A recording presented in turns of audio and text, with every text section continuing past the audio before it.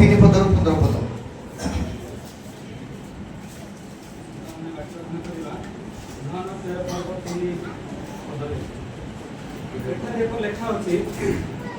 ସେତେବେଳେ ପିତା ଯେ ତାହାଙ୍କ ହସ୍ତରେ ସମସ୍ତ ବିଷୟ ସମର୍ପଣ କରିଅଛନ୍ତି ଓ ସେ ଯେ ଈଶ୍ୱରଙ୍କ ନିକଟରେ ଆସିଅଛନ୍ତି ପୁଣି ଈଶ୍ୱରଙ୍କ ନିକଟରେ ଯାଉଅଛନ୍ତି।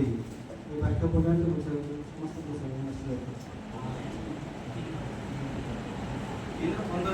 ଏହା ଜାଣି ସେ ଭୋଜନ ଆସନରୁ ଉଠି ଆପଣା ବସ୍ତ୍ର କାଢି ଦେଇ ଗୋଟିଏ ଗାମୁଛା ଘେନି ଆପଣା କଟି ବନ୍ଧନ କଲେ। ତତ୍ପରେ ସେ ପାତ୍ରରେ ଜଳ ଢାଳିଲେ, ପୁଣି ଶିଶୁମାନଙ୍କୁ ପାଦ ଧୋଇଦେଲେ, ଆପଣା କଟିରେ ବନ୍ଧା ହୋଇଥିବା ଗାମୁଛାରେ ପୋଛିବାକୁ ଲାଗିଲେ। କ୍ରମେ ସେ ସିମୋନ ପିତରଙ୍କ ନିକଟକୁ ଆସିଲେ। ସେ ତାହାଙ୍କୁ କହିଲେ, ପ୍ରଭୁ ଆପଣ ମୋର ପାଦ ଧୋଇ ଦେଇଅଛନ୍ତି। ଯୀଶୁ ତାହାଙ୍କୁ ଉତ୍ତର ଦେଲେ, ମୁଁ ଯାହା କରୁଅଛି ତାହା ତୁମେ ଏବେ ଜାଣୁନାହଁ, କିନ୍ତୁ ପରେ ବୁଝିବ। ପିତର ତାହାଙ୍କୁ କହିଲେ, ଆପଣ କଦାପି କେବେ ମୋର ପାଦ ଧୋଇ ଦେବେ ନାହିଁ। ଯୀଶୁ ତାହାଙ୍କୁ ଉତ୍ତର ଦେଲେ, ଯଦି ମୁଁ ତୁମମାନଙ୍କୁ ଦୌତ ନ କରେ ତାହେଲେ ମୋ ସହିତ ତୁମର କୌଣସି ଅଂଶ ନାହିଁ। ସିମୋନ ପିତର ତାହାଙ୍କୁ କହିଲେ, ପ୍ରଭୁ କେବଳ ମୋର ପାଦ ନୁହେଁ, ମାତ୍ର ମୋର ହସ୍ତ ଓ ମସ୍ତକ ମଧ୍ୟ। ଯୀଶୁ ତାହାଙ୍କୁ କହିଲେ, ଯେ ସ୍ନାନ କରିଅଛି ତାହାର ପାଦ ଧୋଇବା ବିନା ଆଉ କିଛି ପ୍ରୟୋଜନ ନାହିଁ। ସେ ପ୍ରକୃତରେ ସୂଚି, ତୁମ୍ଭେମାନେ ସୂଚି ଅଟ, କିନ୍ତୁ ସମସ୍ତେ ନୁହଁ।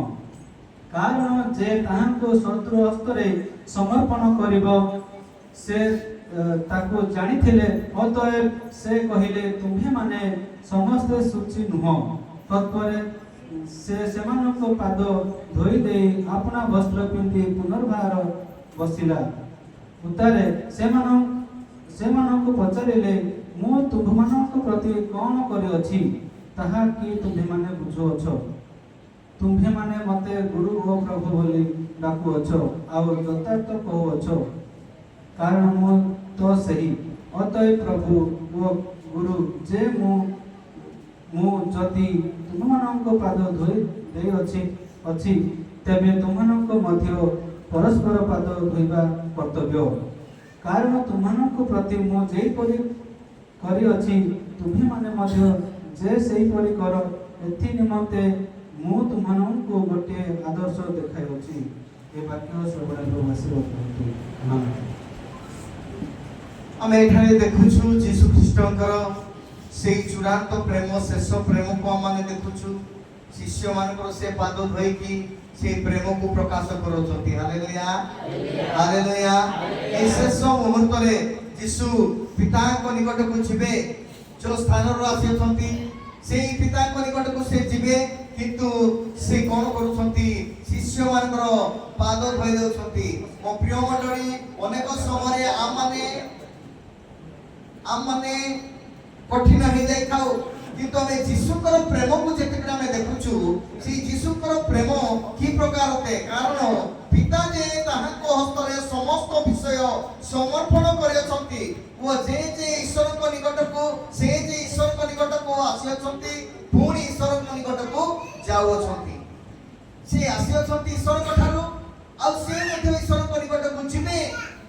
ସେଥି ସକାଶୁ ଏକ ଗୁରୁତ୍ୱପୂର୍ଣ୍ଣ ବିଷୟକୁ, କାର୍ଯ୍ୟକୁ ସେ ସମାପ୍ତ କରିବା ପାଇଁ ଯାଉଅଛନ୍ତି। କାରଣ ପ୍ରଭୁଙ୍କର ଇଚ୍ଛା, ପିତାଙ୍କର ଇଚ୍ଛା ସେ ମାନ୍ୟ କରୁଛନ୍ତି। ମୋ ପ୍ରିୟ ମଣ୍ଡଳୀ, ଆମମାନେ ଅନେକ ସମୟରେ ସେଇ ପ୍ରଭୁଙ୍କର ଇଚ୍ଛାକୁ ହୁଏତ ମାନ୍ୟ କରିନୁ। ଆଜି ମନୁଷ୍ୟ ଭାବରେ ଆମମାନେ ହୁଏତ ତାଙ୍କର ଇଚ୍ଛାକୁ, ତାଙ୍କର ଯୋଜନାକୁ ମାନ୍ୟ କରୁନୁ, କିନ୍ତୁ ଯୀଶୁ ପିତାଙ୍କର ଇଚ୍ଛାକୁ ମାନ୍ୟ କରୁଛନ୍ତି। ହାଲେଲୁୟା। ପିତାଙ୍କର ଇଚ୍ଛାକୁ ସମ୍ମାନ ଦେଉଛନ୍ତି, ପିତାଙ୍କର ଇଚ୍ଛାକୁ, ସେଇ ଯୋଜନାକୁ ସଫଳ କରୁଛନ୍ତି। କିନ୍ତୁ ଆଜି ମନୁଷ୍ୟ ଭାବରେ ତାଙ୍କର ଇଚ୍ଛାକୁ ହୁଏତ ମାନୁନୁ, ଶୁଣୁନୁ, ଅବଜ୍ଞା କରିଥାଉ। କିନ୍ତୁ ପ୍ରଭୁ ଯୀଶୁ ଖ୍ରୀଷ୍ଟ ପ୍ରଭୁ କଣ କରୁଛନ୍ତି? ପିତାଙ୍କର ଇଚ୍ଛାକୁ, ସମସ୍ତ ବିଷୟକୁ ସେ ପାଳନ କରି ନମ୍ର ରୂପ ଧାରଣ କରିକି ଶେଷ ପର୍ଯ୍ୟନ୍ତ ସେ ସମ୍ଭାଳିକି କୃଷ୍ଣର ସେଇ ଡଙ୍ଗା ହେଇକି ମଧ୍ୟ ସେ ଶେଷ ପର୍ଯ୍ୟନ୍ତ ସେ କଣ କରୁଛନ୍ତି? ନମ୍ର ଭାବରେ ରହୁଛନ୍ତି। କାହିଁକି? କାରଣ ସେ ପିତାଙ୍କର ଇଚ୍ଛାକୁ ସେ ସମ୍ମାନ ଦେଉଛନ୍ତି, ପିତାଙ୍କର ଇଚ୍ଛାକୁ ଶୁଣୁଛନ୍ତି। ସେଥିପାଇଁ ଆମମାନେ ମଧ୍ୟ ଆଜି ସେଇ ପିତାଙ୍କର ଇଚ୍ଛାକୁ ଶୁଣିବା ଦରକାର। ପ୍ରଭୁ ଯୀଶୁଙ୍କର ଇଚ୍ଛାକୁ ଆମମାନେ ଶୁଣିବା ଦରକାର। କାରଣ ପ୍ରଭୁଙ୍କର ବାକ୍ୟ ଆମକୁ ଏଇ କଥା କୁହେ, ପ୍ରଭୁଙ୍କର ବାକ୍ୟ ଆଜି ଆମକୁ ଏଇ ବିଷୟ ଜଣାଏ। ଆମେ ପ୍ରଭୁଙ୍କର କଥାକୁ ଶୁଣୁ, ପ୍ରଭୁଙ୍କର ବାକ୍ୟକୁ ଆମେ ଶୁଣୁ। ଜନ 3:35 ପଦ ପଢିବ।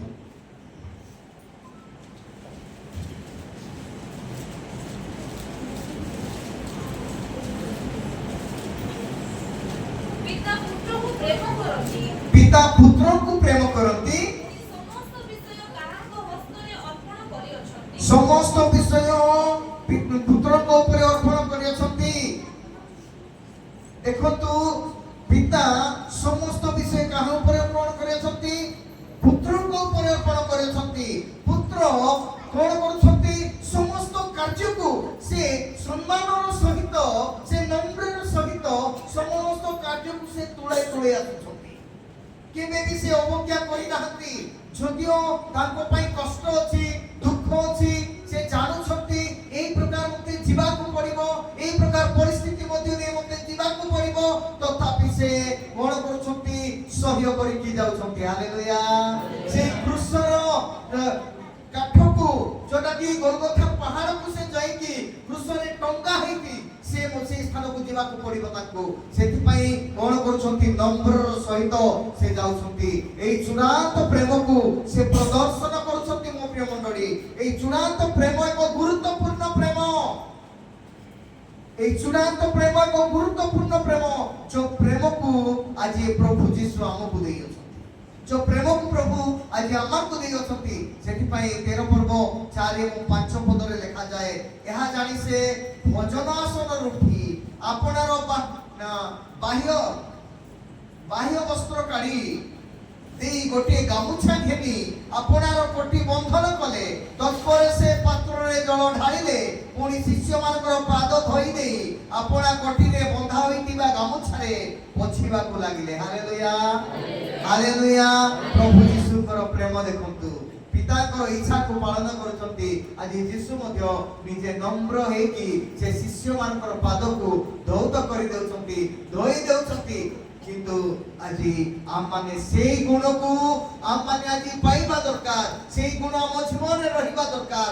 ତାହେଲେ ଆମମାନେ ପିତାଙ୍କର ପ୍ରଭୁଙ୍କର ଇଚ୍ଛାକୁ ଆମେ ସାଧନ କରିପାରିବା। ହାଲେଲୁୟା। ମୋ ପ୍ରିୟ ମଣ୍ଡଳୀ, ପ୍ରଭୁ ଆଜି ଆମକୁ ଏତେ ବଡ଼ ଗୁରୁତ୍ୱପୂର୍ଣ୍ଣ ବିଷୟକୁ ଦେଇଛନ୍ତି, ଦାୟିତ୍ୱକୁ ଦେଇଅଛନ୍ତି, ଯେଉଁ ଈଶ୍ୱରଙ୍କର ବାକ୍ୟକୁ ଆମକୁ ଦେଇଅଛନ୍ତି। এই ବାକ୍ୟକୁ ଆମେ ଶୁଣୁ, এই ବାକ୍ୟକୁ ଆମେ ଗ୍ରହଣ କରୁ, এই ବାକ୍ୟକୁ ଆମେ ମାନୁ। ଯଦି ଆମେ ନମ୍ର ନ ହଉ, ଯଦି ପ୍ରଭୁ ଯୀଶୁଙ୍କ ବାକ୍ୟରେ ନାମରେ ଆମମାନେ ନମ୍ର ନ ହଉ, ତାହେଲେ ଆମମାନେ ସେଇ ଦିନ ଅଗାଳି ପରି ହେବା। ସେଇ ଦିନ ଆମମାନେ ଅଗାଳି ପରି ହେବା। ଅଗାଳି କୋଠେ ପକାଯାଏ? ଅଗ୍ନିରେ ପକାଯାଏ। ସେଥିପାଇଁ ପ୍ରଭୁ ଆଜି ଆମକୁ ନମ୍ରତାର ଗୁଣ ଦେଇଛନ୍ତି, ସହିବାର ଶକ୍ତି ଦେଉଛନ୍ତି। ଆମମାନେ ପ୍ରାର୍ଥନା କରିବା ଦରକାର, ଧୈର୍ଯ୍ୟ ଧରିବା ପାଇଁ ପ୍ରାର୍ଥନା କରିବା ଦରକାର। କାରଣ ପ୍ରଭୁଙ୍କ ଲୋକମାନଙ୍କ ପାଇଁ ମଧ୍ୟ এই ପ୍ରକାର ପରିସ୍ଥିତି ଅଛି। ହାଲେଲୁୟା, ଅଛି। ଯୀଶୁଙ୍କ ପାଇଁ କେମିତି ଥିଲା, ଆଜି ଆମଙ୍କ ପାଇଁ ମଧ୍ୟ ଅଛି। କିନ୍ତୁ ଆଜି ନମ୍ର ହେବା ପାଇଁ ପ୍ରଭୁ ଜୀବନ ଦିଅନ୍ତୁ, ନମ୍ରର ଜୀବନ ଦିଅନ୍ତୁ। ମୋ ପ୍ରିୟ ମଣ୍ଡଳୀ, ପ୍ରଭୁଙ୍କ ଲୋକମାନଙ୍କ ପାଇଁ ବହୁତ କଷ୍ଟକରମୟ ଜୀବନ ଅଛି, ଦୁଃଖରମୟ ଜୀବନ ଅଛି, କିନ୍ତୁ ଶେଷରେ ଆନନ୍ଦମୟ ଜୀବନ ଅଛି। Hallelujah, hallelujah. କ୍ରୁଶ ତାଙ୍କୁ ଧରି ପାରିଲା ନାହିଁ, ସେଇ ସମାଧି ତାଙ୍କୁ ଧରି ପାରିଲା ନାହିଁ, ସେଇ ମୃତ୍ୟୁ ମଧ୍ୟ ତାଙ୍କୁ ଧରି ପାରିଲା ନାହିଁ। କାରଣ ବିଜୟ ହେଲେ, ସେଇ ଦିନ ସେ ବିଜୟ ହେଲେ। ସେଇ ପ୍ରକାର ପରମେଶ୍ୱରଙ୍କୁ ପ୍ରଭୁଙ୍କୁ ଆମେ ପାଇଅଛୁ। ମୋ ପ୍ରିୟ ମଣ୍ଡଳୀ, ସେଥି ସକାଶୁ ଆଜି ସେ ଆମକୁ ନମ୍ରର ଜୀବନ ଦେଇଛନ୍ତି। ସେ ନମ୍ରତାର ସହିତ ସେ ଆମକୁ ଏଇ କଥା କହନ୍ତି, ସେ ଆମକୁ ଏଇ ପ୍ରକାର ଆଦର୍ଶ ଦେଖାଇଅଛନ୍ତି। ଏହିପରି ଯୋଉ ଆଦର୍ଶ ଦେଖାଇଛନ୍ତି, ସେ ଆଦର୍ଶକୁ ଆମମାନେ ମାନୁ, ସେ ଆଦର୍ଶକୁ ଆମମାନେ ମାନୁ। ସେ ଆଦର୍ଶ ଆମ ପାଇଁ ଗୁରୁତ୍ୱପୂର୍ଣ୍ଣ ବିଷୟ। ସେଥିପାଇଁ ସେ କଣ କରୁଛନ୍ତି ନା ଶିଷ୍ୟମାନଙ୍କର ପାଦ ଧୋଇ ଦେଉଛନ୍ତି, ବସ୍ତ୍ର କାଢି ସେ ଗାମୁଛାରେ ଘେନି ସେ କୋଟି ବାନ୍ଧି ବନ୍ଧନ କଲେ ଏବଂ ଶିଷ୍ୟମାନଙ୍କର ପାଦ ଧୋଇ ଦେଉଛନ୍ତି। କେତେ ବଡ଼ ବିଷୟ, ଏତେ ବଡ଼ ପରମେଶ୍ୱର। ସେ ଗୋଟେ ସାଧାରଣ ବିଷୟ ଆମ ପାଇଁ ହେଇପାରେ, କିନ୍ତୁ ପ୍ରଭୁ ଯୀଶୁଙ୍କର ଆଜି ଆଜି ପାଇଁ ତାହା ସାଧାରଣ ବିଷୟ ନଥିଲା କାରଣ ଏମାନେ ଶିଖନ୍ତୁ ଏମାନେ ଜାଣନ୍ତୁ ଏମାନେ এই ପ୍ରକାର ଚାଲନ୍ତୁ ବୋଲି ଆଜି এই ଆଦର୍ଶ ଦେଇଅଛନ୍ତି ହାଲେଲୁୟା ଖ୍ରୀଷ୍ଟିଆନ ଜୀବନରେ ପ୍ରଭୁଙ୍କୁ ଜାଣିବା ଲୋକ ହିସାବରେ ଆମମାନେ କଣ କରିବା ଦରକାର ନା ଆମମାନଙ୍କ ଜୀବନରେ ମଧ୍ୟ ଯୀଶୁଙ୍କର ଆଦର୍ଶ ଆମମାନଙ୍କ ଠାରେ ରହିବା ଦରକାର ଯୀଶୁଙ୍କର ଆଦର୍ଶ ଆମମାନଙ୍କ ଠାରେ ରହିବା ଦରକାର କାରଣ ଆମେ ଯୀଶୁଙ୍କର ଲୋକ ହେଇକି ଯୀଶୁଙ୍କ ନିକଟକୁ ଯିବା ପାଇଁ ଏହି ମଣ୍ଡଳୀରେ ପ୍ରସ୍ତୁତ ହେଉଛୁ ପ୍ରେଜ୍ ଦ ଲର୍ଡ ପ୍ରେଜ୍ ଦ ଲର୍ଡ ସମୟ ଆସିବ ଆଜ୍ଞା ଦିନ ଆସିବ ଏ ପ୍ରକାର ମୁହୂର୍ତ୍ତ ଆସିବ ଏ ପ୍ରକାର ପରିସ୍ଥିତି ଆସିବ ଏ ପ୍ରକାର ଦିନ ଆସିବ ସେତେବେଳେ ମଣ୍ଡଳୀ ଯେତେବେଳେ ଉଠିଯିବ ସେତେବେଳେ ମଣ୍ଡଳୀ ସହିତ ଆମମାନେ ଉଠିବା ପାଇଁ ସୁଯୋଗ ପାଇବା ଯଦି ଆମେ ନମ୍ର ହେଇଛୁ ପ୍ରଭୁଙ୍କ ଠାରେ ଯଦି ଆମେ ପ୍ରଭୁଙ୍କର ଇଚ୍ଛାକୁ ପାଳନ କରିଛୁ ଯୀଶୁଙ୍କର ଇଚ୍ଛାକୁ ପାଳନ କରିଛୁ ପିତାଙ୍କର ଇଚ୍ଛା ଯେପରି ଯୀଶୁ ପାଳନ କଲେ ଯୀଶୁଙ୍କର ଇଚ୍ଛା ମଧ୍ୟ ଆମମାନେ ପାଳନ କରୁ ସେତେବେଳେ ଆମମାନେ ସଫଳ ହେଇପାରିବା ଯୋହନ 13:34 ପଦ ତୁମ୍ଭେମାନେ ପରସ୍ପରକୁ ପ୍ରେମ କର ଏହି ନୂତନ ଆଜ୍ଞା ମୁଁ ତୁମ୍ଭମାନଙ୍କୁ ଦେଉଅଛି ମୁଁ ଯେପରି ତୁମ୍ଭମାନଙ୍କୁ ପ୍ରେମ କରିଅଛି ତୁମ୍ଭେମାନେ ମଧ୍ୟ ସେହିପରି ପରସ୍ପରକୁ ପ୍ରେମ କର ହାଲେଲୁୟା ହାଲେଲୁୟା ଆଜିର ମୁଖ୍ୟ ବିଷୟ ହେଉଛି এই 34 ପଦ ପ୍ରଭୁଙ୍କୁ ଆଜି ଆମମାନଙ୍କୁ এই କଥା କୁହନ୍ତି এই ମଣ୍ଡଳୀକୁ এই କଥା କୁହନ୍ତି ତୁମମାନେ ପରସ୍ପରକୁ ପ୍ରେମ କର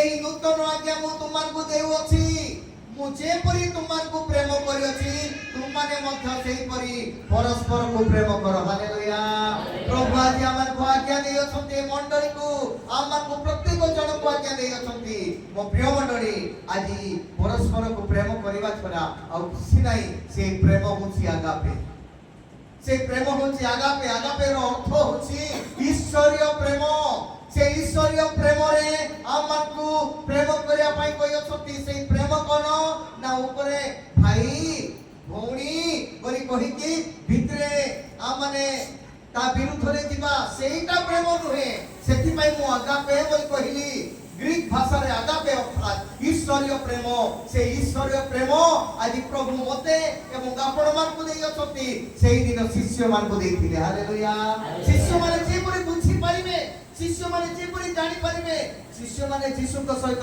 ଥାଇକି ମଧ୍ୟ ତାଙ୍କ ସହିତ ଥାଇକି ମଧ୍ୟ ସେମାନେ କେତେବେଳେ ଯୀଶୁଙ୍କ ବିଷୟରେ ହିଁ କଥା କହୁଛନ୍ତି କଣ କରିବା ପାଇଁ ଯାଉଛନ୍ତି ଯୀଶୁ କେମିତି କରିବା ପାଇଁ ଯାଉଛନ୍ତି ଯୀଶୁ ତ ସେମାନଙ୍କର ମନର କଥା ଜାଣିକି ଡାଇରେକ୍ଟ ମଧ୍ୟ କହିଦେଉଥିଲେ ସମୟ ଆସୁଥିଲା ସେତେବେଳେ କହୁଥିଲେ ତମେ କଣ କଥା ହଉଛ ତମେ କଣ କରୁଛ କଣ ପାଇଁ ଏ ପ୍ରକାର କରୁଛ এই ପ୍ରକାର ମଧ୍ୟ ଯୀଶୁ କହୁଥିଲେ ସେମାନଙ୍କର ମନର ଭାବନାକୁ ସେ ଜାଣନ୍ତି ମନର ଚିନ୍ତାଧାରାକୁ ମଧ୍ୟ ଜାଣୁଥିଲେ ପ୍ରଭୁ ଯୀଶୁ ସେଥିପାଇଁ ପ୍ରେମ ମଣ୍ଡଳୀ ଶେଷ ପ୍ରେମ ଦେଉଛନ୍ତି ସେଇ ପ୍ରେମରେ এই କଥା ମାନଙ୍କୁ କହୁଛନ୍ତି ତୁମେମାନେ ପରସ୍ପରକୁ ପ୍ରେମ କର সেই ଦିନ ଶିଷ୍ୟମାନଙ୍କୁ ପାଦ ଧୋଇକି ହୁଏତ ପିତର ମନା କରୁଥିଲା ପିତର ସେ ପ୍ରେମର ମୂଲ୍ୟ ବୁଝି ନଥିଲା ପରବର୍ତ୍ତୀ ମୁହୂର୍ତ୍ତରେ ସେ ବୁଝି ପାରିଲା ମୋ ପ୍ରିୟ ମଣ୍ଡଳୀ ଆଜି ଆମମାନେ ମଧ୍ୟ ପରସ୍ପରକୁ ପ୍ରେମ କରୁ ଆଜି ନୂତନ ଆଜ୍ଞା ପ୍ରଭୁ ଆମକୁ ଦେଉଛନ୍ତି এই ଆଜ୍ଞାକୁ ଆମମାନେ এই ମଣ୍ଡଳୀରେ ପାଳନ କରୁ ମୁଁ ଯେପରି ତୁମମାନଙ୍କୁ ପ୍ରେମ କରିଅଛି କେମିତି ପ୍ରେମ କରିଅଛନ୍ତି ତାଙ୍କରି ରକ୍ତ ଦେଇକି ପ୍ରେମ କରିଅଛନ୍ତି ହାଲେଲୁୟା ସେ କି ପ୍ରକାର ପ୍ରେମ କରିଅଛନ୍ତି ସେମାନଙ୍କୁ ଦୁନିଆ ଦେଖାଇକି ପ୍ରେମ କରିଅଛନ୍ତି ସେମାନଙ୍କୁ ଅନୁଗ୍ରହ କରିକି ପ୍ରେମ କରିଅଛନ୍ତି ଆଜି ଆମେ ପାପ କଲେ ମଧ୍ୟ ଭୁଲ କଲେ ମଧ୍ୟ ଯେଉଁ ଦଣ୍ଡ ପାଇବାର ଥିଲା ସେଇ ଦଣ୍ଡକୁ ନ ଦେଇକି ସେ ଆମକୁ କ୍ଷମା ଦେଇକି ପ୍ରେମ କରିଅଛନ୍ତି ପ୍ରେଜ୍ ଦ ଲର୍ଡ ମୋ ପ୍ରିୟ ମଣ୍ଡଳୀ ଆଜି ସେଇ ଦୟା ସେଇ ପ୍ରେମ ସେଇ ଅନୁଗ୍ରହ ଦେଇକି ପ୍ରେମ କରିଅଛନ୍ତି ଆଜି ସେଥିପାଇଁ ଆମେ ଜୀବିତ ଭାବରେ ମଧ୍ୟ ଅଛୁ ଆଜି ଜୀବିତ ଭାବରେ ଅଛୁ ଯଦି ପ୍ରଭୁ ଟିକେ ଯଦି ଆମର ଦଣ୍ଡ ଦେବା ପାଇଁ ଚାହିଁବେ ବଞ୍ଚି ପାରିବା କି ନାହିଁ ପ୍ରଭୁଙ୍କ ଦୃଷ୍ଟିରେ କିଏ ସେ ଠିଆ ହେଇପାରିବ ବୋଲି ଲେଖା ପ୍ରଭୁଙ୍କ ଆଗରେ କିଏ ଠିଆ ହେଇପାରିବ ସେଥିପାଇଁ ମୋ ପ୍ରିୟ ମଣ୍ଡଳୀ ଆଜି ସେ ଦୟା ଦେଇଅଛନ୍ତି ସେ ଅନୁଗ୍ରହ କରିଅଛନ୍ତି ସେ ପ୍ରେମ କରିକି ଆଜି ଦିନ ପର୍ଯ୍ୟନ୍ତ ସେ ଆମକୁ କଢ଼େଇ ଆଣିଛନ୍ତି କଣ ପାଇଁ ଯେପରି ଆମମାନେ ଈଶ୍ୱରଙ୍କର ଇଚ୍ଛାକୁ ବୁଝିପାରିବା ଯେପରି ଆମେ ଈଶ୍ୱରଙ୍କର ପ୍ରେମକୁ ବୁଝିପାରିବା ଈଶ୍ୱରଙ୍କର ଅନୁଗ୍ରହକୁ ବୁଝିପାରିବା ପରିବର୍ତ୍ତନ ହେବା ଈଶ୍ୱରଙ୍କ ସହିତ ରହିପାରିବା ଈଶ୍ୱରଙ୍କ ରାଜ୍ୟକୁ ଯାଇପାରିବା ସେଥିପାଇଁ ପ୍ରଭୁ ଆଜି ଆମକୁ ସେଇ ପ୍ରେମ ପ୍ରକାଶ କରିଛନ୍ତି ଖାଲି ସେଇଦିନ ପିତରକୁ ତାଙ୍କର ଶିଷ୍ୟମାନଙ୍କୁ ଖାଲି ସେଇ ଦିନ ପ୍ରକାଶ କଲେ ତାହା ନୁହେଁ, ଆଜି ମୋତେ ଏବଂ ଆପଣମାନଙ୍କୁ ମଧ୍ୟ ପ୍ରକାଶ କରିଛନ୍ତି। ଯେତେବେଳେ ଆମେ ରୋଗରେ ପଡ଼ିଥାଉ, ଯେତେବେଳେ ଆମେ ପରିସ୍ଥିତିରେ ପଡ଼ିଥାଉ, ଯେତେବେଳେ ଆମେ ଅଭାବରେ ପଡ଼ିଥାଉ, ସେତେବେଳେ ପ୍ରଭୁଙ୍କ ନିକଟରେ ପ୍ରାର୍ଥନା କରୁ, ପ୍ରଭୁ ତୁମେ ମୋର ପ୍ରାର୍ଥନା ଶୁଣ, ପ୍ରଭୁ ତୁମେ ମୋର ଆବଶ୍ୟକତା ପୂର୍ଣ୍ଣ କର, ପ୍ରଭୁ ମୋର ପାଠ ପଢ଼ାରେ ତୁମେ ସାହାଯ୍ୟ କର, ପ୍ରଭୁ ମୋତେ এই ପ୍ରକାର କାର୍ଯ୍ୟ ଗୋଟେ ଯୋଗାଇ ଦିଅ, ଏଇଟା ଚାକିରି ଦିଅ, ପ୍ରଭୁ এই ରୋଗରେ ପୀଡ଼ିତ ଅଛି, ପ୍ରଭୁ ତୁମେ ସୁସ୍ଥତା ଦିଅ ବୋଲି ଯେତେବେଳେ ଆମେ ପ୍ରାର୍ଥନା କରୁ, ପ୍ରଭୁ ଆମର ପ୍ରାର୍ଥନା ମଧ୍ୟ ଶୁଣିଛନ୍ତି। ହାଲେଲୁୟା। ଆଜି ସେଇ ପ୍ରେମ, ସେଇ ଦୟା, ସେଇ ଅନୁଗ୍ରହ ଦେଇକି ଆମକୁ ଯେତେବେଳେ ପ୍ରଭୁ କୋଳେଇ ଆଣିଛନ୍ତି, ଆଜି ଆମମାନେ ଶିଖିବାର ବିଷୟ ଏଇ ପ୍ରେମକୁ ଆମେ ଧରିବା ଦରକାର। ଯୀଶୁଙ୍କର ପ୍ରେମକୁ ଧରିବା ଦରକାର। ଖ୍ରୀଷ୍ଟିଆନ ହେଇଛୁ, ପ୍ରଭୁକୁ ଜାଣିଛୁ, ଯୀଶୁଙ୍କର ପ୍ରେମକୁ ଧରିବା ଦରକାର। ସେଇ ପ୍ରେମ କଣ ନା ଆଗାପେ ଈଶ୍ୱରୀୟ ପ୍ରେମକୁ ଆମେ ଧରିବା। କାହିଁକି ଧରିବା? କାରଣ ତାଙ୍କରି ରାଜ୍ୟ ପାଇଁ ଆମେ ପ୍ରସ୍ତୁତ ହଉଛୁ। ଜଗତର ବିଷୟ ପାଇଁ ଆମେ ପ୍ରସ୍ତୁତ ହଉନୁ ମୋ ପ୍ରିୟ ମଣ୍ଡଳୀ, ତାଙ୍କ ରାଜ୍ୟ ପାଇଁ ଆମେ ପ୍ରସ୍ତୁତ ହଉଛୁ। ସେଥିପାଇଁ এই ଚୂড়ାନ୍ତ ପ୍ରେମକୁ ପାଳନ କରିବା ପାଇଁ ପ୍ରଭୁ ଆଦେଶ ଦେଉଛନ୍ତି। ପ୍ରଥମ ବିଷୟ ଦେଖିଲୁ, ଶେଷ ମୁହୂର୍ତ୍ତ ଯୀଶୁ ପିତାଙ୍କ ନିକଟକୁ ଯାଉଅଛନ୍ତି। ଦ୍ୱିତୀୟ ବିଷୟ ଆମେ ଦେଖିଲୁ, ଚୂଡାନ୍ତ ପ୍ରେମକୁ ପ୍ରଦର୍ଶନ କରୁଛନ୍ତି। ଆଉ ତୃତୀୟ ବିଷୟକୁ ଦେଖିବା, ଏଇ ଚୂଡାନ୍ତ ପ୍ରେମ ପାଳନ କରିବା ପାଇଁ ପ୍ରଭୁ କହୁଛନ୍ତି। ଆଦେଶ, ସେ ଆଦେଶ କରିବା ପାଇଁ କହୁଛନ୍ତି। ପ୍ରେମକୁ ପାଳନର ଆଦେଶ କରିବା ପାଇଁ ଆଦେଶ ଦେଉଛନ୍ତି। କେମିତି ଖୋଲିବା? ଆମମାନେ ସେଇ ଜହନ 13 ପର୍ବର 15 ପଦ।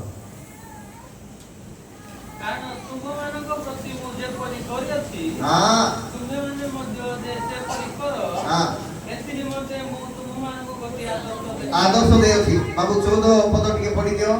ଅତଏବ ପ୍ରଭୁ ଓ ଗୁରୁଜେ ମୁଁ ଯଦି ତୁମମାନଙ୍କର ପାଦ ଧୋଇ ଦେଉଅଛି, ଯଦି ମୁଁ ତୁମମାନଙ୍କର ପାଦ ଧୋଇ ଦେଉଅଛି, ତେବେ ତୁମମାନଙ୍କର ମଧ୍ୟ ପରସ୍ପରର ପାଦ ଧୋଇବା କର୍ତ୍ତବ୍ୟ। ତୁମମାନେ ମଧ୍ୟ ପରସ୍ପରର ପାଦ ଧୋଇବା କର୍ତ୍ତବ୍ୟ। ହାଲେଲୁୟା।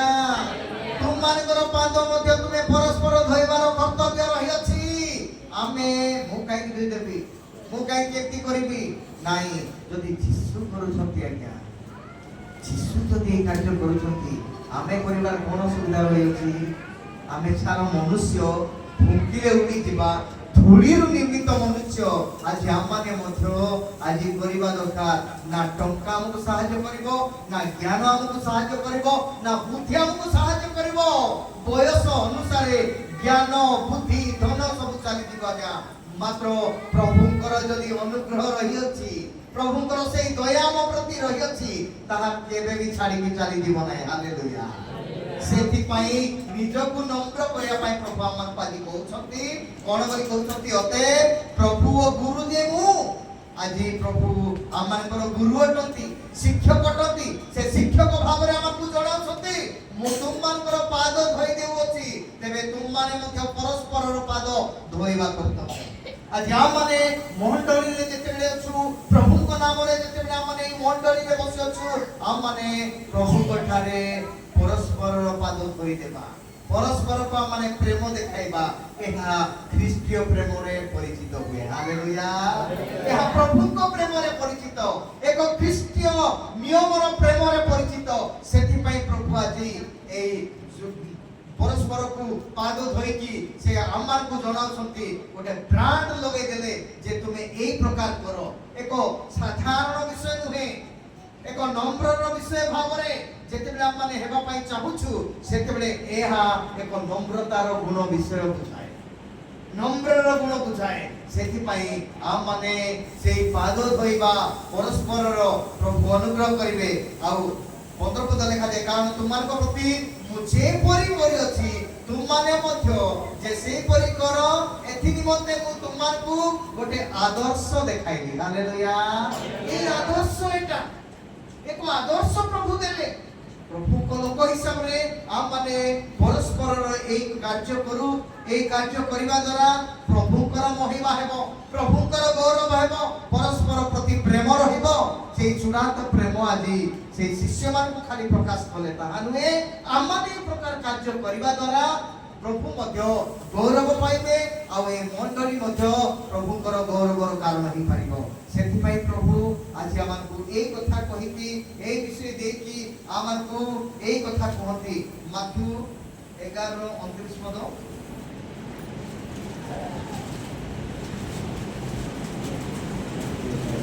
ମୋହର ଜ୍ୱାଳି ଆପଣା ଆପଣା ଉପରେ ଘେନ। ହଁ। ପୁଣି ମୋ ନିକଟରୁ ଶିଖ। ହଁ। କାରଣ ମୁଁ ମୃଦୁଶୀଳ ହଁ। ଓ ନମ୍ରଚିତ୍ତ। ହଁ। ଆଉ ତୁମ୍ଭେମାନେ ଆପଣା ଆପଣା ଆତ୍ମାରେ ବିଶ୍ରାମ ପାଇବ। ବିଶ୍ରାମ ପାଇବ। ପ୍ରଭୁ এই কথা আমাকে কହୁଛନ୍ତି। প্রথম বিষয় পাইলে কোন না প্রেম দেখাইলে, দ্বিতীয় বিষয় মোর জুয়ালি আপনা আপনা উপরে ঘেন, মো নিকটରୁ শিখ, আজ মৃদুশীল মু নম্রচিত, ଆଉ ତୁମମାନେ ଆପଣା ଆପଣା ଆତ୍ମାରେ ବିଶ୍ରାମ ପାଇବ। ପ୍ରେଜ୍ ଦ ଲର୍ଡ।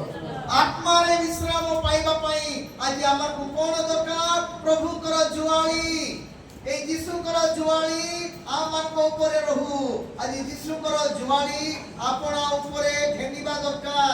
ମୋ ପ୍ରିୟ ମଣ୍ଡଳୀ, ଆମମାନେ ଅନେକ ସମୟରେ এই ଭାରକୁ ବହନ କରିବା ପାଇଁ କଷ୍ଟ ଲାଗିଥାଏ, କିନ୍ତୁ ପ୍ରଭୁଙ୍କର ଜୁଆଳିକୁ ଆମମାନେ ଧରିବା ଦରକାର।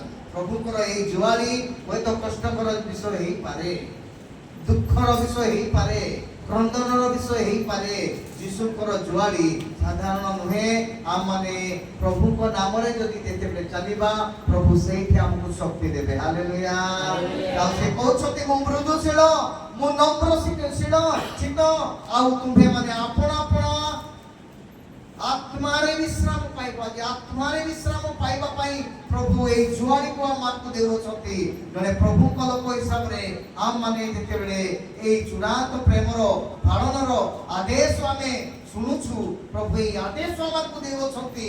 এই ଆଦେଶକୁ ଆମମାନେ ମାନିବା ଦରକାର, এই ଆଦେଶକୁ ଆମମାନେ ଶିଖିବା ଦରକାର। ପ୍ରଥମ ପିତର 2:21 ସମୟ ନାହିଁ, ସେଥିପାଇଁ ଟିକେ ଶୀଘ୍ର ଯିବାକୁ ପଡୁଛି। ପ୍ରଥମ ପିତର 2:21 ଏଥି ନିମନ୍ତେ ହିଁ ତୁମ୍ଭେମାନେ ଆହୁତ ହୋଇଅଛ। କଣ ପାଇଁ ଆହୁତ ହେଇଅଛ?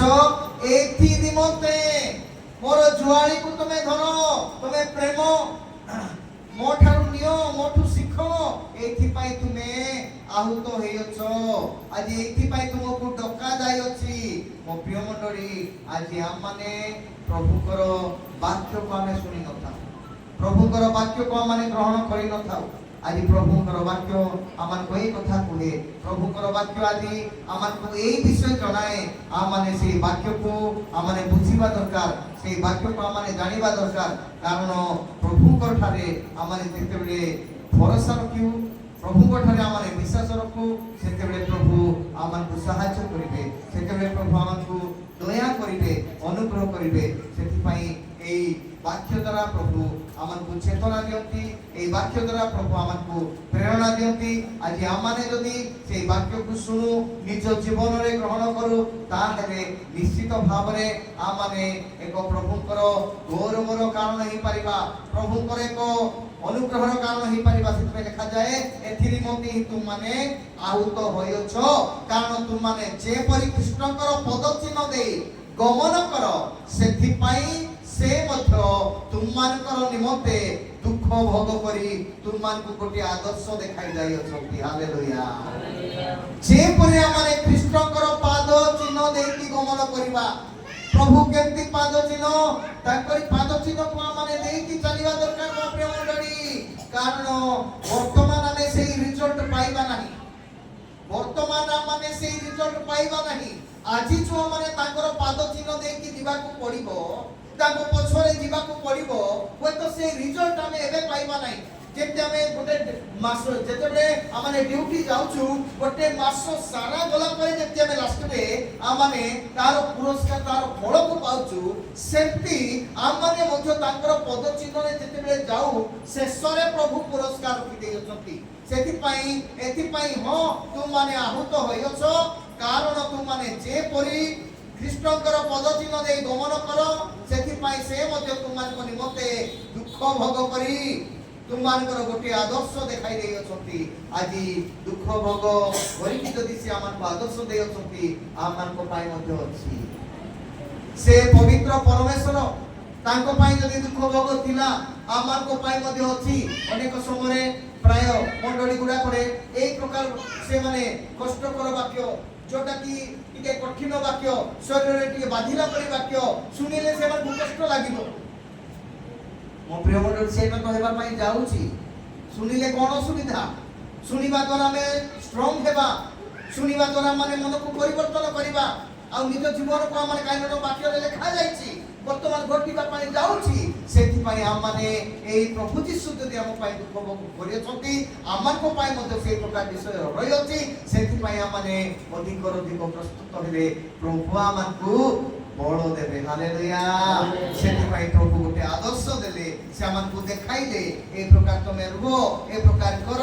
ଆଜି ଏ ପ୍ରକାର କରିବା ଦ୍ୱାରା ଜୀବନରେ ଆମମାନେ ଶାନ୍ତି ପାଇବା, ସ୍ୱର୍ଗ ରାଜ୍ୟରେ ସ୍ଥାନ ପାଇବା। ମୋ ପ୍ରିୟ ମଣ୍ଡଳୀ, ଯଦି ଆମେ ଓସାର ରାସ୍ତାରେ ଯିବା ଯାଇପାରିବା, କିଛି ଅସୁବିଧା ନାହିଁ। ଯୀଶୁଙ୍କ ରାସ୍ତା ଓସାର ଥିଲା କି ସଂକୀର୍ଣ୍ଣ ଥିଲା, ଟିକେ କଷ୍ଟକର। ସେଇ ରାସ୍ତାରେ ଯିବା ଏତେ ସହଜ ନାହିଁ। ସେଇ ରାସ୍ତାରେ ଯିବାକୁ ହେଲେ କେମିତି ଯିବାକୁ ପଡିବ? ବହୁତ କଷ୍ଟରେ ଯିବାକୁ ପଡିବ, ତାହେଲେ ଆପଣ ମାନେ ପହଞ୍ଚି ପାରିବେ ସେଇ ସ୍ଥାନକୁ।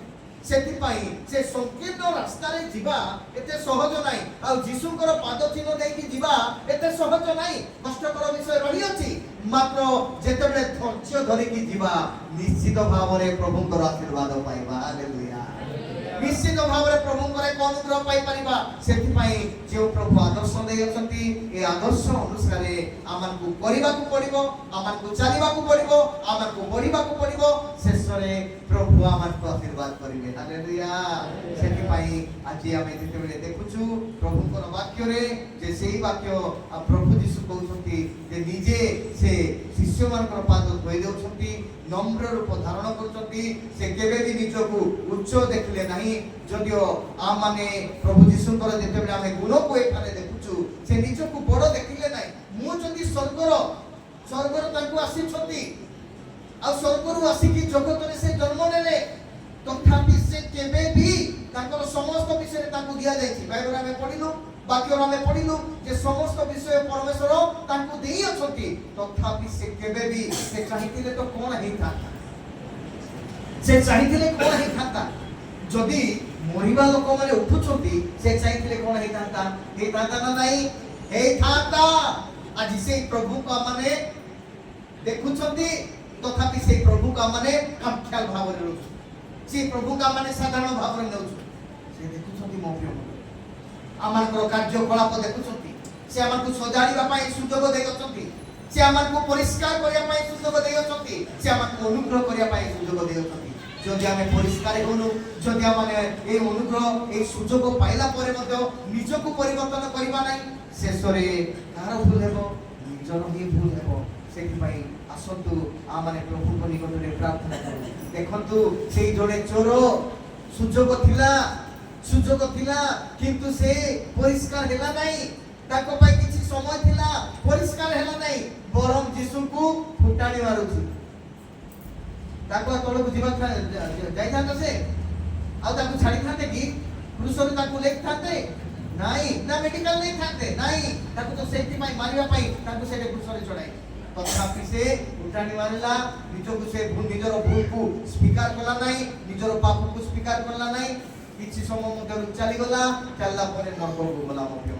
କିନ୍ତୁ ଆଉ ଜଣେ ଚୋର ସେ ଦେଖିଲା, ନିଜର ଭୁଲକୁ ବୁଝିଲା, ସତ ଏଟା ମୋର ଭୁଲ ହେଇଛି ବୋଲି ଆଉ ପ୍ରଭୁଙ୍କୁ କହୁଛି ମତେ ଟିକେ ସ୍ମରଣ କର। କିଛି ସମୟ ପରେ ନରକକୁ ଯାଇଥାନ୍ତା ବାବୁ, କିନ୍ତୁ ଅନୁତାପ କଲା ପରେ କୋଠି ଯାଉଛି? ସ୍ୱର୍ଗକୁ ଯାଉଛି। ହାଲେଲୁୟା। ଆଜି ଅନୁଗ୍ରହର ସମୟରେ ଆମମାନେ ଯଦି ଅନୁତାପ କରିବା ସେଇ ଚୋରଙ୍କ ପରି ପ୍ରଭୁଙ୍କୁ ଆମମାନେ ଜଣେଇବା, ନିଜର ଭୁଲକୁ ଜଣେଇବା, ନିଶ୍ଚିତ କ୍ଷମା ପାଇବା। ଯଦି ଆଉ ଜଣେ ଚୋରଙ୍କ ପରି ଯଦି ଆମମାନେ ଯଦି ଯୀଶୁଙ୍କୁ ଆମମାନେ ଯଦି କିଛି ହେବ ନାହିଁ ପରା ବୋଲି ଭାବିବା, ତାହେଲେ ନିଶ୍ଚିତ ସିଧା ନରକକୁ। ସେଥିପାଇଁ ଆଜି ଗୋଟେ ଅନୁଗ୍ରହ ସମୟ ପ୍ରଭୁ ଦେଇଛନ୍ତି। ଆସନ୍ତୁ ଚକ୍ଷୁ ବନ୍ଦ କରିବା, ପ୍ରଭୁଙ୍କ ନିକଟରେ ଚକ୍ଷୁ ବନ୍ଦ କରିବା। ପ୍ରଭୁ ଆଜି ଏତେ ବଡ଼ ସୁଯୋଗ ମତେ ଆପଣମାନଙ୍କୁ ଦେଇଛନ୍ତି ମୋ ପ୍ରିୟ ମଣ୍ଡଳୀ। ଏହି ସୁଯୋଗକୁ କେବେ ବି ଅବହେଳା ନ କରୁ, କେବେ ବି ଆମମାନେ ଏହି ସୁଯୋଗ ଛାଡ଼ିବା ନାହିଁ। ପ୍ରଭୁ ଦୟାରେ ଆମକୁ ଏହି ସୁଯୋଗ ଦେଇଛନ୍ତି। ସମସ୍ତେ ଆମମାନେ ଚକ୍ଷୁ ବନ୍ଦ କରିବା, 2 ମିନିଟ୍ ଆମେ ପ୍ରାର୍ଥନା କରିବା ପ୍ରଭୁଙ୍କ ନିକଟରେ। ପ୍ରଭୁ ଯେଉଁ ଆଜି ଆମକୁ ଆଦର୍ଶ ଦେଇଛନ୍ତି ସେ ଆଦର୍ଶ ଅନୁସାରେ ଆମମାନେ ଆଜି ଯେଉଁ କାର୍ଯ୍ୟକ୍ରମ କରିବା ପାଇଁ ଯାଉଛୁ, ପରସ୍ପରର ପାଦ ଧୋଇବା ପାଇଁ ଆମେ ଯାଉଛୁ, ଏହା ଆମମାନଙ୍କ ପାଇଁ ଗୋଟେ ଆଶୀର୍ବାଦର ବିଷୟ ହେଇପାରିବ, ଆମମାନଙ୍କୁ ଗୋଟେ ପ୍ରଭୁଙ୍କର ଏକ ଅନୁକରଣର ବିଷୟ ହେଇପାରିବ, ପ୍ରଭୁଙ୍କ ପାଦ ଚିହ୍ନ ଦେଇ ଯିବାର ବିଷୟ ହେଇପାରିବ ଯଦି ଆମେ ନିଜକୁ ନମ୍ର କରୁଛୁ। ଆମେ ପ୍ରଭୁଙ୍କ ନିକଟରେ ଆମେ ପ୍ରାର୍ଥନା କରିବା, ଯଦି ପାରୁଛୁ ଆଣ୍ଠୁ ଭାଙ୍ଗିବା ମୋ ପ୍ରିୟ ମଣ୍ଡଳୀ, କାରଣ ନମ୍ର ହେଇଯିବା ଏତେ ସହଜ ବିଷୟ ନାହିଁ। ଯଦି ଆମେ ପ୍ରଭୁଙ୍କ ନିକଟରେ ଆଣ୍ଠୁ ବି ଭାଙ୍ଗିବା, ହୁଏତ ପ୍ରଭୁ ନମ୍ରର ଜୀବନ ଦେବେ, ହୁଏତ ପ୍ରଭୁ ଅନୁଗ୍ରହ କରିବେ, ଯୋଉଦ୍ୱାରା ଆମେ ପ୍ରଭୁଙ୍କର ଏକ ଆଶୀର୍ବାଦର କାରଣ ହେଇପାରିବା। କିନ୍ତୁ ଆଜି ମନ ଫେରାଇବାର ଜୀବନ ଆଜି ଆମମାନେ ଯେପରି କରିପାରିବୁ, ଯେପରି ଆମେ ମନ ଫେରାଇବୁ ପ୍ରଭୁ ତୁମରି ଆଜ୍ଞାକୁ ଆମେ ପାଳନ କରିବୁ। ହଁ ବାପା, ଯେଉଁ ଚୂଡ଼ାନ୍ତ ପ୍ରେମ ତୁମେ ଦେଲ ପ୍ରଭୁ, ଯୀଶୁ ରାଜା ତୁମରି ଶିଷ୍ୟମାନଙ୍କୁ ଯେଉଁ ପ୍ରେମ ଦେଖାଇଲ ପ୍ରଭୁ, जो प्रेम की तुम्हें स्वर्गर राजा आज से प्रकार प्रेम दे तुम्हें सेମାନଙ୍କୁ देखाइलो। आज आमाने मध्य ए जगत मध्य रे रही की अनेक समय आमाने गर्व करि थाओ, अनेक समय आमाने निजको निजे आमाने उठे भड़िया करि भाबी थाओ, तुम्हें बड़ करि भाबी थाओ, निजर ज्ञान बुद्धि को देखाइ की आमाने निजे निजको बड़ बोली हमें भाबी थाओ प्रभु। मात्र तुम्हारी वाक्य द्वारा तुम्हें हमको नम्र करो बाबा, तुम्हारी रक्त द्वारा तुम्हें हमको पवित्र करो बाबा। निजको निजे जेपरि आमे बुझी पारिबो प्रभु, सेही दिन से जे प्रकार से चर प्रभु दक्षिण पार्श्वर चर बुझी पारिला, निजर भूल को बुझी पारिला एवं तुम निकटरे समर्पित होला, सेही प्रकार मनोभाव दियो बोली प्रार्थना करू प्रभु। तुम्हारी सत्य पथरे चलिया पाई तुम सिखाओ प्रभु। ओ बापा, तुम्हें नम्र हेलो जे प्रकार आमे भी सेही नम्र हेबो, तुम्हारी पथ चिन्ह संकीर्ण रास्ता एत सहज विषय नहीं प्रभु, किंतु ए संकीर्ण पथरे आसिया पाई तुमे हमको बल शक्ति साहस दियो, बुद्धि दियो, ज्ञान दियो बापा, जेपरि हमने शेषरे तुमरी स्थान को आमे पहुंची पारिबो, तुमरी पवित्र पाद तळे आमे बसिबा पाई सुंदर पाइबो प्रभु।